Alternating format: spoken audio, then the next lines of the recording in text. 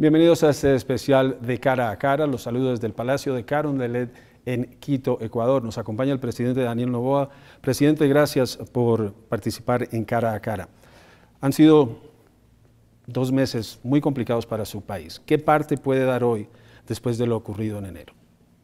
Bueno, lo importante son las cifras. Hemos mejorado notablemente en temas de seguridad. Hemos reducido dramáticamente las muertes violentas diarias que eran producto de un Estado tomado por el narcoterrorismo. Asimismo, estamos en un proceso de transición también para recuperación económica. Desde la aprobación de nuestra primera ley económica urgente hemos creado 50.000 empleos en jóvenes entre 18 y 29 años, lo cual para nosotros es un factor determinante también para establecer la paz. Habla de las cifras de cómo se ha reducido o se ha mejorado la seguridad. Se hacen comparaciones, se habla de El Salvador, se habla del presidente Bukele. El Salvador es un país muy diferente a Ecuador y usted hizo énfasis muy importante en el decreto en el que decía se deben respetar los derechos humanos. Correcto. Y además de eso reconoce que este es un fenómeno interno de Ecuador el que está enfrentando estos grupos. ¿Cómo va a ser para consolidar este avance y para garantizar la seguridad? Sí, acá en el Ecuador nosotros tenemos que hacerlo de la manera ecuatoriana y es un problema también muy particular. Es un problema serio que se ha vuelto grave con el tiempo por las características del Ecuador. El Ecuador es un país dolarizado, el Ecuador es un país que tiene el tercer puerto más importante de Latinoamérica, después de Santos y después de Manzanillo, es el puerto de Guayaquil, en volumen de carga contenedorizada. Asimismo, es un país muy rico en recursos, en producción de alimentos, y nosotros, dentro de todas estas características particulares del país, tenemos que darle una solución acorde al país. Los derechos humanos, dentro de nuestro mismo decreto, lo determinamos como una prioridad, pero también derechos humanos de la mayoría. Otra cosa, que la solución sea democrática. El decreto 111, por más que era total potestad del Ejecutivo, nosotros le solicitamos a la Asamblea, así mismo como a la Corte Nacional, que se pronuncie sobre eso y que voten sobre eso. Por unanimidad, la Asamblea apoyó el decreto, por unanimidad, la Corte Nacional también apoyó el decreto. Eso significa que por primera vez en muchísimo tiempo los 3 poderes del Estado están unidos para esta lucha, esta guerra contra el narcoterrorismo. Ha hablado usted de la construcción de megacárceles, un problema de poder tener a quienes están generando este delito. Se compara con el modelo de El Salvador. ¿Le molesta que lo comparen con el modelo de El Salvador? ¿Le molesta que vivan citando a Nayib Bukele? No, no me molesta. Solo los invito a que vean la historia del Ecuador y la realidad del Ecuador. El Ecuador también es un país diferente, un país multicultural. No estamos hablando de megacárceles, estamos hablando de cárceles de máxima seguridad. Estamos hablando de soluciones integrales dentro del sistema carcelario, lo cual es diferente a simplemente decir que vamos a hacer una megacárcel. También, esto acá no es que se inventó en El Salvador. El sistema carcelario, el sistema de máxima seguridad viene de México, viene también de épocas pasadas en Tailandia, en Singapur, de ahí en historia reciente en Colombia, de ahí en El Salvador y en el Ecuador. Y ha dicho usted algo clave, tiene que ser un proceso democrático. Así es. Yo fui elegido democráticamente. Yo soy muy respetuoso de los procesos democráticos. Presidente, usted se ha hablado de la necesidad de enviar a Colombia presos que están en Ecuador. ¿Eso ha avanzado? ¿Ha recibido respuesta del presidente Petro? ¿Eso es una solución para Ecuador? Sí, hemos estado coordinados con Colombia, coordinados también con Perú, con Venezuela, para los presos extranjeros que tengan una sentencia ejecutoriada de más de 5 años puedan salir del país y que no puedan regresar al país más a cometer ningún otro crimen. Pero ¿qué es lo que nos pasa también? Tenemos un problema de flujo, tenemos un problema económico, tenemos un problema hoy en día en el cual necesitamos atender desayuno escolar, necesitamos atender a familias, necesitamos atender a gente que tiene enfermedades catastróficas y estamos gastando mucho dinero en presos extranjeros que como medida constitucional sí se los puede sacar del país. Las fuerzas militares haciendo presencia en las cárceles. Esta semana un comunicado diciendo se van a quedar ahí. ¿Hasta cuándo se quedan y qué tan necesario es que ellos estén ahí mientras hay un sistema que pueda controlar un fenómeno tan serio? Seguimos en un conflicto armado interno. Estoy usando los términos constitucionales sobre la determinación de lo que estamos viviendo. En este momento estamos reestructurando todo el sistema de seguridad nacional. Entonces, en un momento en el cual es clave tener el apoyo de la policía y de las Fuerzas Armadas, no las podemos retirar de ahí, especialmente porque en el pasado las cárceles eran los centros de donde se planificaban muchos de los crímenes. Estratégicamente son lugares donde los militares deben de estar mientras dure este conflicto armado interno. ¿Cómo va el proceso de búsqueda de Fito, alias Fito, y es Fito el Pablo Escobar de Ecuador? No creo que la prensa lo glorifica demasiado. Hay varios capos, unos le dicen líderes de grupos narcoterroristas, le dicen otros. Se está siguiendo el rastro de él, pero no solo de él, es una organización y hemos sido muy fuertes contra la organización narcoterrorista, los choneros, así como los lobos o como los tiguerones. Esto no es una situación como el Pablo Escobar o como el Chapo Guzmán. Estas son organizaciones bastante estructuradas, en el cual pues no tienen una cabeza que determine absolutamente todo. A veces tienen caras visibles, pero no funciona como funcionaba antes capos del narcotráfico. Hablemos de la economía. ¿Qué tanto depende de la economía de Ecuador, la región, Colombia, Perú, el mismo Estados Unidos? Esos fondos que mueven el narcotráfico son claves para diferentes sectores económicos. ¿Cómo se va a manejar ese tema en Ecuador? ¿Se puede la economía desligar de esa economía encubierta que genera el narcotráfico? Si es que se genera empleo, sí. Y esa es nuestra meta. Nuestra meta es generar empleo, generar bienestar. Hay que trabajar también socialmente, hay que trabajar con las familias, hay que darle empleo a los jóvenes. La mitad de los 40.000 soldados armados de estos grupos narcoterroristas tienen menos de 30 años. Es gente que nunca tuvo una oportunidad, gente que nunca tuvo un empleo, gente que no se le dio educación, que no se le dio oportunidades de salir adelante. Entonces tenemos que ir al origen del problema. El origen del problema también es un tema social, es un tema económico y un tema de atención del Estado. El IVA, impuesto al valor agregado, propuesta de elevarlo al 15%, ¿eso cómo va? ¿Está generando reacción en la población en un país dolarizado y en un país que, como la región, enfrenta una difícil situación económica? Correcto. Dígame usted, incrementar tributos, ¿cuándo ha sido popular? Nunca. Pero es una medida dolorosa, necesaria y momentánea.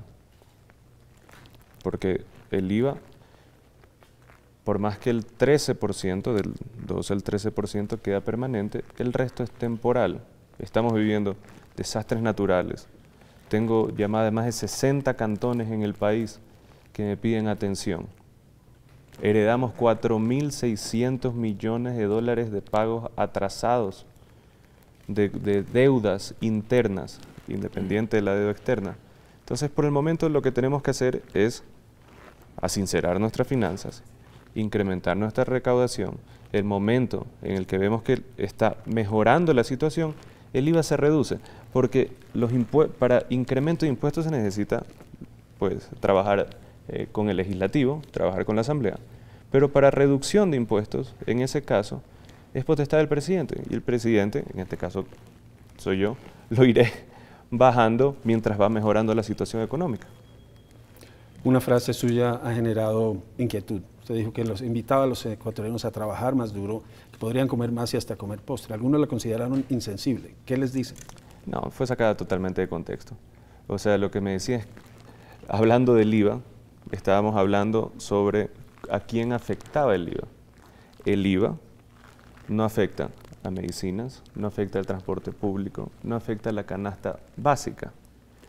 En ese momento la entrevistadora lo que me hablaba es, ¿y qué pasa con la gente que quiere salir a comer, quiere salir después de fiesta o quiere hacer eso? Y yo le digo, bueno, como usé de ejemplo, como el presidente de la República, que se ha forjado a base de trabajo, los ecuatorianos deberíamos en conjunto trabajar más para salir adelante. Y ahí, basado en ese contexto, pues comer hasta postre.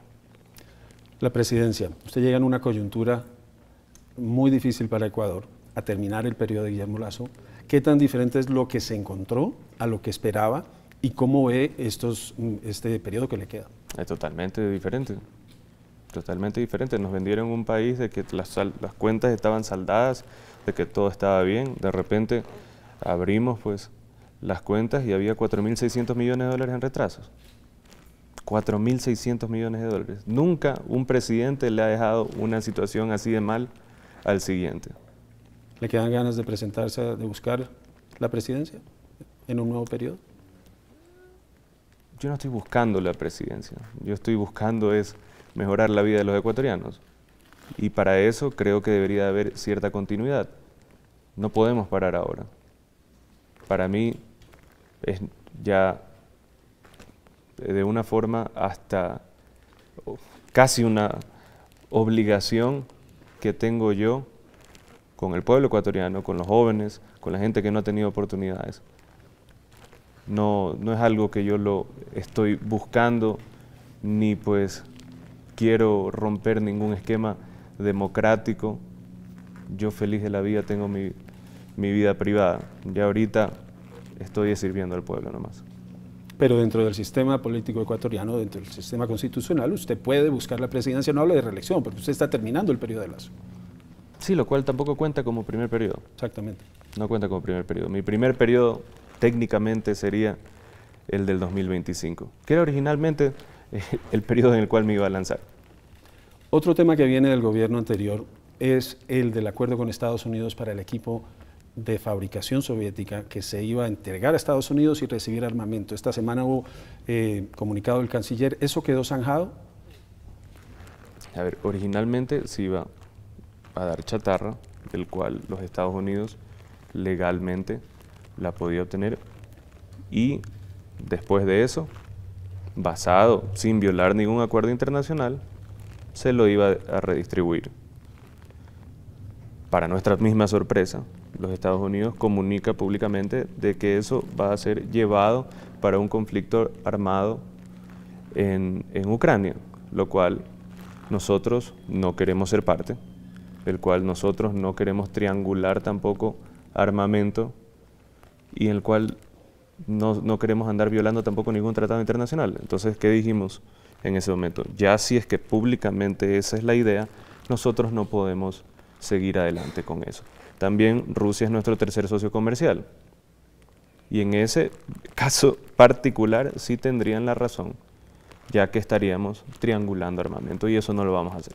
Pero eso venía desde el gobierno de Lasso y le quedó a ustedes. Eso fue firmado en el gobierno de Lasso. ¿Sí? Eso fue firmado en el gobierno de Lasso, pero el mensaje en el cual fue muy reciente, el que ese equipo iba a ser llevado a Ucrania, no era algo en que nosotros estábamos de acuerdo. Quiero preguntarle de otro tema que se da hoy mientras grabamos esta entrevista. Ecuador busca la sede de la Copa América 2028 y uno podría pensar que ese es un tema paralelo o alterno, pero dentro de su gobierno y dentro de este periodo, hace menos de 2 meses, Ecuador estaba en una crisis muy profunda. Anoche en Quito un concierto con Luis Miguel de gran asistencia, los carnavales transcurrieron en seguridad, ahora buscan la Copa América. ¿Eso es lo que usted está buscando para Ecuador? Yo lo que estoy buscando para Ecuador es que sea un ejemplo, no un caso de fracaso, y que sea una sede para una Copa América, que como este mismo año va a ser la sede de la Cumbre Iberoamericana, que se pueda llevar, que pueda invitar al mundo a visitar el Ecuador, no solo visitarlo, sino también dar inversión, dar oportunidades a los ecuatorianos. Siempre voy a estar a favor de eso, siempre voy a estar a favor de que el Ecuador sea un ejemplo. ¿Cómo ve la región? ¿Cómo ve la relación con Colombia, con Perú? ¿Cómo ve a Ecuador dentro de esa situación? ¿Hay oportunidades para que Ecuador pueda hacer crecer su economía? Creo que sí, creo que hay problemas regionales. El tema del narcoterrorismo es un problema regional, no es un problema solo del Ecuador. Ha explotado en el Ecuador o ha sido más visible en el Ecuador porque nos ha, digamos, nos ha tocado enfrentarlo pues, directamente, pero sí creo que hay oportunidades para que el Ecuador crezca. Creo que en el Ecuador todavía hay mucha infraestructura que se puede hacer, todavía se puede explotar también temas logísticos. Tenemos un sistema de puertos bastante bueno, que todavía puede mejorar aún. Y creo que es un lugar que históricamente fue de paz y que puede volver a ser de paz. Es un país que exporta capital humano. Tiene una muy importante colonia en Estados Unidos, en España, comunidad que se destaca por su aporte y por su trabajo. ¿A ellos qué les dice? ¿A ellos qué pueden esperar de su gobierno y qué pueden esperar ellos del futuro de su país? Muchos de ellos salieron por malas condiciones del Ecuador. Los respeto y los admiro de cómo han ido a los Estados Unidos, cómo han ido a España, a Italia, y han salido adelante. ¿Qué es lo que quisiera? Que no se repita esas historias en el Ecuador, de que por crisis económicas, de que por crisis sociales, la gente ha tenido que salir del país. Quiero que este país dé oportunidades aquí, que la gente no busque en desesperación salir del Ecuador, sino que aquí puedan tener su vida tranquila, una vida de progreso, una vida de empleo, una vida digna. Estamos hablando del proceso de reelección, el papel de la vicepresidenta. ¿Qué va a pasar ahí? ¿Ella ahora está en Israel? Sí, está en Israel, ella tiene que reportarse a Cancillería y seguirá trabajando en Israel. Yo seguiré siendo presidente de la República y pues hasta cuando legalmente tengo que ceder la presidencia a un vicepresidente, ahí lo haré, que es cuando inicie la campaña, un mes antes de las elecciones. ¿Es sostenible el modelo del decreto? ¿Hasta cuándo va el decreto? ¿Cuándo puede Ecuador recuperar esa normalidad institucional? Quisiera que mañana, pero como toda guerra, uno sabe cuándo empieza o cuándo la está viviendo, uno no sabe cuándo termina. Quisiera que se acabe mañana. Quisiera que mañana haya paz. Quisiera que mañana no tengamos a grupos narcoterroristas que estén controlando inclusive hasta ciertos territorios. Quisiera que mañana ya no haya corrupción tampoco, pero tenemos que luchar hasta llegar a ese mañana. ¿Cómo fue ese proceso para que usted le dijera a los ecuatorianos, hay un conflicto interno, son organizaciones que están operando en Ecuador, que son ecuatorianas y tenemos que hacer esto? Eso en un mismo decreto en el que se habla de respetar los derechos humanos y de hacerlo de manera democrática. Es un modelo, normalmente estas coyunturas se pueden prestar para la tentación de abusar del poder y de tomar medidas extraordinarias simplemente porque está esa posibilidad. ¿Usted no lo hizo? Ni lo pienso hacer tampoco. No es mi forma de ser, no es mi plan. Como digo, mi solución o mi proyección a una solución es democrática. Y yo estaré dentro de los periodos que legalmente puedo estar, siempre y cuando el pueblo lo quiera. No tengo ninguna ambición de quedarme eternamente aquí. Tengo 3 hijos, tengo una hija de 4 años, tengo un hijo de 2 años, tengo uno que tiene 1 mes.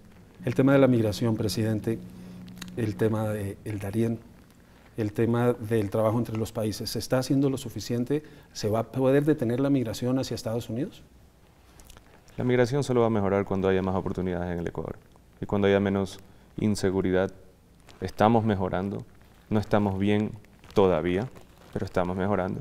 Pero cuando un chico de 18 años que se gradúa del colegio tiene una opción de estudiar, tiene una alta probabilidad de conseguir un empleo, creo que él no se va a ir. Él va a querer estar con su familia, va a querer estar en su barrio, va a querer estar con sus amigos, con todas las personas que conoce. La gente sale del país por falta de oportunidades, la gente sale del país por falta de ayuda, de asistencia social y por un sistema quebrado. Nosotros tenemos que arreglar el sistema para que la gente no quiera salir. Y esa propuesta no es una propuesta ni de izquierda, ni de centro, ni de derecha, sino es una propuesta que reconoce la realidad del país. Sí, La gente a veces como que me trata de encasillar de un lado o del otro. Yo sí estudié la teoría de ideología, sí estudié comunicación política, sí estudié administración pública, historia de política también. Nuestra ideología es un progresismo realista, es más hacia el centro, inclusive un centro-izquierda, en el cual creemos en un fuerte sistema de salud, de educación, en oportunidades, en darle asistencia social a la gente que más necesita, pero al mismo tiempo respetar la propiedad privada y respetar a las empresas. ¿Qué tan responsables son los países consumidores de droga de lo que vive el Ecuador? ¿Y se está haciendo lo suficiente para reducir el consumo versus atacar la producción? Yo no voy a andar echándole la culpa directo a ellos, ni echándole la culpa directo a un consumidor o un adicto. Creo que es un problema global, creo que todos tenemos una culpa compartida y como tenemos una culpa compartida debemos de trabajar en conjunto para solucionarla. Muchas gracias, presidente. Un gusto.